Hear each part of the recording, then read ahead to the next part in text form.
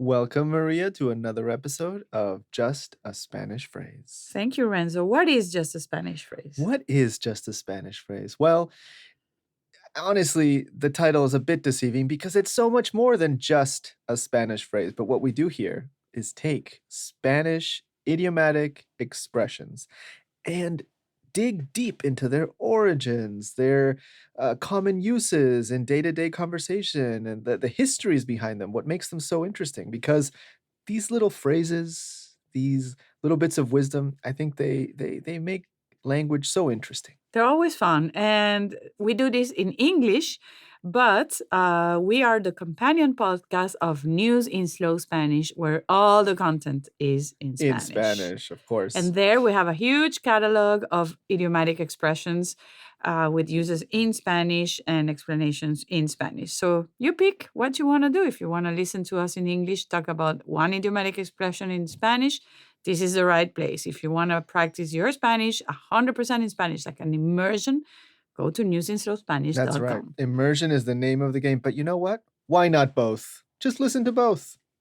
All right. I'm End a of little the bit biased. shameless self-promotion. And let's talk about love. Love Do today. you believe in love? Oh, do I believe in love? Do I believe in love after love? Wow. Chair? Yeah. No, I'm not going to start singing. Well, yes, of course I believe in love. I think love is one of the most powerful, mysterious forces in the universe. I agree.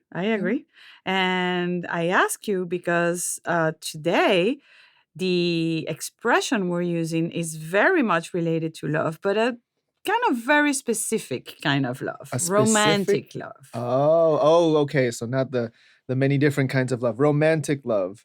Okay, so we're feeling romantic today. Well, I don't know. You tell me, do you believe in the expression la media naranja? Oh, literally the half orange, or more specifically, so that people listening can figure out what the English equivalent is, the other half of the orange. So it's the concept that we are now almost 8 billion people in the planet. Oh, wow. Out of 8 billion, there's only one for you.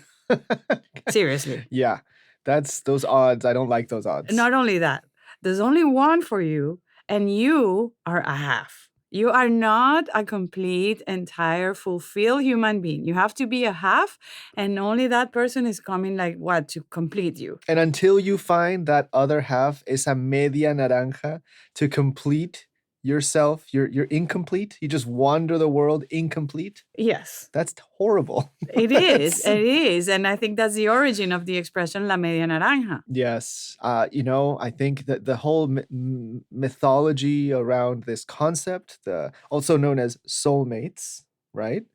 Of your better half or your other half, tu media naranja, I think it feeds into, honestly, a not very healthy view on love. Exactly. It's kind of like a possessive, attached kind of love. It's like, you're the only one. What happens if you leave me? There's not going to be, I won't be able to live. Yeah, dependence. It's codependence, it's attachment, it's not what we want, honestly. Well, I don't know what you want, but that's not what I want. Oh, neither do I. Yeah, there's another, people say that you have to learn how to love yourself before you can love somebody else. Yeah, I mean, we're all works in progress. That doesn't mean we're not worthy of love at any time. Well, yeah, but my point is what you were saying about finding your better half, your soulmate, tu media naranja, that honestly, I don't buy into that. I don't think you have to find and especially if we're going by the math implied by the myth, the origin myth of this phrase, that there's only one other person that can that can be your missing half. I don't buy that. And you know where that comes from? Oh, well, please tell us. There's this great, okay, Plato, the Greek philosopher, his teacher was Socrates, but Socrates never wrote anything. So Plato wrote a bunch of dialogues in which he featured Socrates, his master. Yes. One of those dialogues is called El Banquete. I think in English it's called a symposium. Mm-hmm. And in each of the dialogues that Plato wrote, they talk about different topics like beauty, justice, and El Banquete, the symposium, they talk about love. And it's a banquet, it's a dinner party, very common in ancient Greece. Hmm. A lot of drinking and eating That and sounds talking. like a good party. I know, I love that. And each of the guests expose, okay, what's their view on love? And one of the guests, Aristophanes, he says that the humans, before we know them in the shape and form they're right now, they used to be halves. No, sorry, they used to be complete, like a full circle with two heads, two necks, Four four arms. arms, four legs.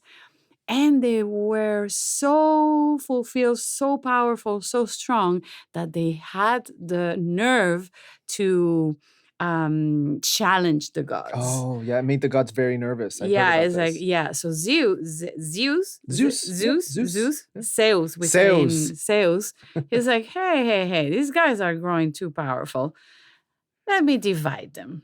That way, they're gonna be worried about finding their other half, and I will continue to rule Yeah. over the And world. cut their power in half, right? They were powerful Yes, beings. exactly. So now every being you see out there is a half. A half And of a that whole. explains maybe your half is another man, maybe your half is a woman, maybe your half, I don't know. Oh, right. Because in the symposium, Aristophanes describes three types of beings. One were the children of the sun, and those were two male um, um, genitalia in one sphere of a person. And then the children of the earth were two women, and then the androgynous, the children of the moon, were a man and a woman. Exactly. So you never know what your other half is. Ah. But it is a concept that first, you're a half, and second, there's only one half for you, which is horrible. It ties to my childhood, where I've always said jokingly that I want to sue Disney for putting in little girls' minds the idea that they can just sleep all day until one person comes, kisses you, and takes you out of But your that misery, person- whatever that misery is, your Cinderella, your Sleeping Beauty, Snow White. Too. Snow Yeah. White. But that person is your soulmate. Yeah, of course, but you have zero power over your destiny. Yeah, if that no. person doesn't come and rescue you, so you're a half. Let me know how that lawsuit goes.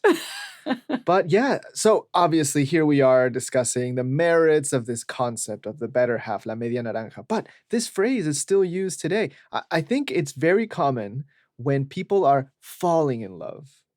That's what the context that I've heard that expression used. When people, maybe you have a new relationship and you're sharing the story with your friends, your family, and they speak of, oh, tu media naranja, your other half, your half orange. I think it does help to express this romantic notion at the beginning of a relationship, and maybe later on. People have very long relationships. They stay in love. I think that love gets reinvented over the years. Well, that's what I see the difference between romantic love, which is like almost an accident that happens. It's like you're like the victim of romantic love, and the kind of love I believe in, which is like the love you build with a partner. You build a relationship with ups and downs through different phases. And it takes time. It's not by art of magic that it happens. No, I and it's think not romantic perfect love, it's forever, not perfect. right? Romantic love is just chemistry. The rest is hard work, and in a beautiful way. Now, speaking of things working in a beautiful way, I dug a little bit into why the orange, why la naranja. And I had a really hard time figuring it out. But I did arrive on one theory, which I thought was pretty satisfactory. So we already described that Aristophanes in the symposium, that imagined dialogue, talked about these spheres of people that got split down the middle by Zeus, right?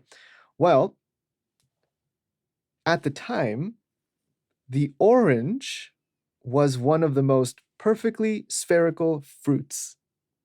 There are others, Yeah, but the orange is it's pretty a good sphere. Yeah, pretty yeah. good sphere.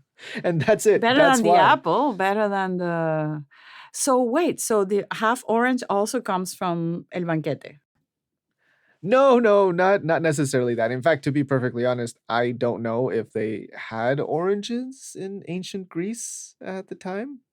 Maybe they did, but I think a pomegranate is maybe more likely given that area of the world. But no, it's that in the 18th century, when the phrase started becoming popular in Spain, the orange was the best example of a spherical fruit. Okay, okay. Now I see. So are you a half? Am I a half, and do I have a better half? No, I didn't ask Oh, that. oh, you did? I Okay. just asked if you're a half. Oh, I see what you're going with this. No, I think I am a complete person. Yeah. But we do need others to complete each other. Like the book of essays by Kurt Vonnegut, Yeah. the writer. It's fascinating, and he says like we put too much weight on the partner, Oh. on the other Yes, half. the other half. We are really completed by a huge network of people that are all very, very important to our lives. Is if all of our happiness depends on one person, imagine all the weight you carry Mhm. in your shoulders. So that's why, and for all the other reasons I said before, I think the concept of media naranja, or just one half that completes you, is harmful for our psyche.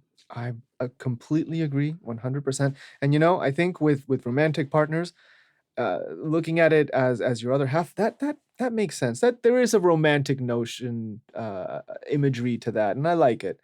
But it's not all about needing that other half to fulfill you. I kind of look at it in a slightly different way, which is you have another half, another someone who completes your life. It's also about what you do for them, Yeah, not it's just about what comes. adding. It's Yes, it's not about like I'm not enough. It's like but like oh, we're better together.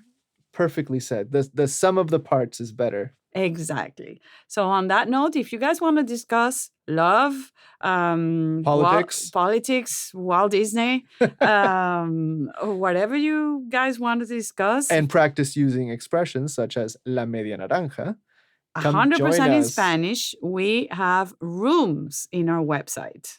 Rooms is a platform where you can have live conversations in Spanish. So every subscriber to News and Slow Spanish can also participate in rooms. They can create their own rooms or join ones that are already scheduled and have a real, organic, fun conversation in Spanish. Only with 4 other people. So it's a group of 5, so everybody talks. That's right. Small groups. That's Small part groups of the for key. beginners, for intermediate, for advanced. So we'll see you there. And we are there. We participate there. That's right. Come I'm check gonna out rooms be, and we might find my us. next room is one of the most like a room I created is pretty popular. It's called Overrated and Underrated Things in Our Times. Yeah, that one's a fun topic. And I wonder if the other half is an overrated thing.